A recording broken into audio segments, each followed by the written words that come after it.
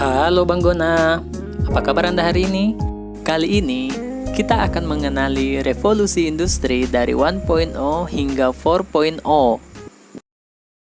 Belakangan ini, seringkali kita mendengar istilah revolusi industri 4.0 di berbagai kesempatan. Sebagian dari Anda mungkin sudah ada yang memahaminya dan ada juga yang masih bingung mengenai apa itu industri 4.0. Revolusi industri adalah perubahan besar terhadap cara manusia dalam mengolah sumber daya dan memproduksi barang. Revolusi industri merupakan fenomena yang terjadi antara tahun 1750 sampai 1850. Saat itu, terjadi perubahan secara besar-besaran di bidang pertanian, manufaktur, pertambangan, transportasi, dan teknologi. Perubahan tersebut ikut berdampak pada kondisi sosial, ekonomi, dan budaya di dunia. Berikut beberapa revolusi industri dari abad ke-18 sampai saat ini. Number 1. Revolusi industri 1.0. Revolusi industri yang pertama terjadi pada abad ke-18, ditandai dengan penemuan mesin uap yang digunakan untuk proses produksi barang.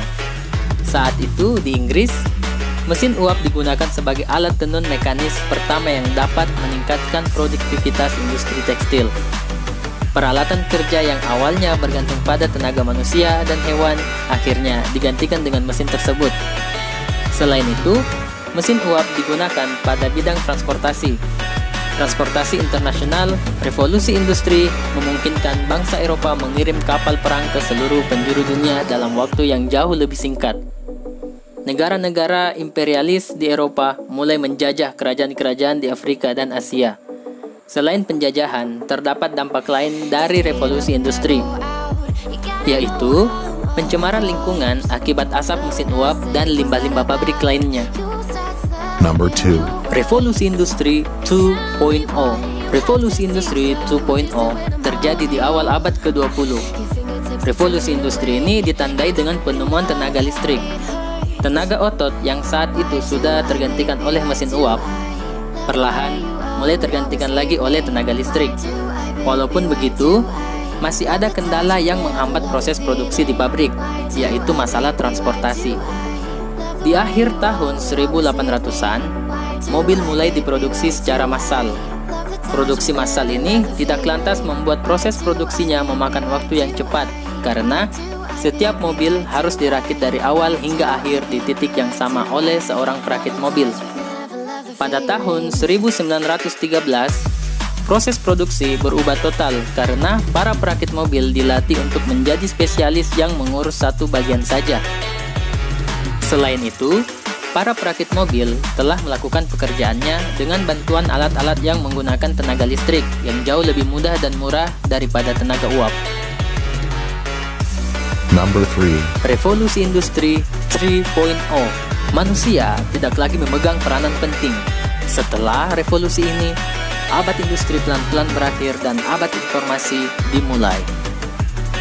Jika revolusi pertama dipicu oleh mesin uap, revolusi kedua dipicu oleh tenaga listrik, revolusi ketiga ini dipicu oleh mesin yang dapat bergerak dan berpikir secara otomatis, yaitu komputer dan robot.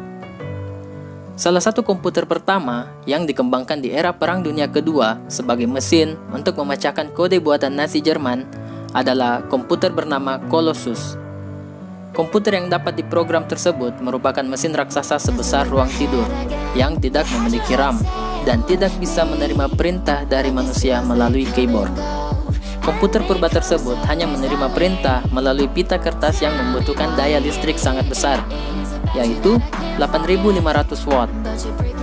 Namun, kemajuan teknologi komputer berkembang luar biasa pesat setelah Perang Dunia Kedua selesai. Penemuan semikonduktor, transistor, dan kemudian integrated chip atau biasa disebut IC membuat ukuran komputer semakin kecil, listrik yang dibutuhkan semakin sedikit, serta kemampuan berhitungnya semakin canggih. Mengecilnya ukuran membuat komputer bisa dipasang di mesin-mesin yang mengoperasikan lini produksi. Komputer pun mulai menggantikan banyak manusia sebagai operator dan pengendali lini produksi. Number 4. Revolusi Industri 4.0. Industri 4.0 adalah tren di dunia industri yang menggabungkan teknologi otomatisasi dengan teknologi cyber. Istilah Industri 4.0 berasal dari sebuah proyek dalam strategi teknologi canggih pemerintah Jerman yang mengutamakan komputerisasi pabrik. Pada Industri 4.0, teknologi manufaktur sudah masuk pada tren otomatisasi dan pertukaran data. Hal tersebut mencakup sistem cyber fisik, Internet of Things, cloud computing, dan cognitive computing. Tren ini telah mengubah banyak bidang kehidupan manusia, termasuk ekonomi, dunia kerja, bahkan gaya hidup. Singkatnya, revolusi Industri 4.0 menanamkan teknologi cerdas yang dapat terhubung dengan berbagai bidang kehidupan manusia. Banyak hal yang tidak terpikirkan sebelumnya tiba-tiba muncul dan menjadi inovasi baru, serta membuka lahan bisnis yang sangat besar. Contoh terdekatnya, munculnya transportasi dengan sistem ride sharing seperti Gojek dan Grab. Kehadiran revolusi Industri 4.0 memang menghadirkan usaha baru, lapangan kerja baru, dan profesi baru yang tak terpikirkan sebelumnya. Tidak dapat dipungkiri, berbagai aspek kehidupan manusia akan terus berubah seiring dengan revolusi dan perkembangan teknologi yang terjadi. Memang perubahan seringkali diiringi banyak dampak negatif dan menimbulkan masalah-masalah baru. Namun, perubahan juga selalu bisa membawa masyarakat ke arah yang lebih baik. Simpulnya, revolusi Industri 4.0 bukanlah suatu kejadian yang menakutkan. Justru membuka peluang yang semakin luas bagi anak bangsa untuk berkontribusi terhadap perekonomian nasional. Dan, kedepannya, bersiaplah anak muda Indonesia untuk menghadapi revolusi Industri 5.0.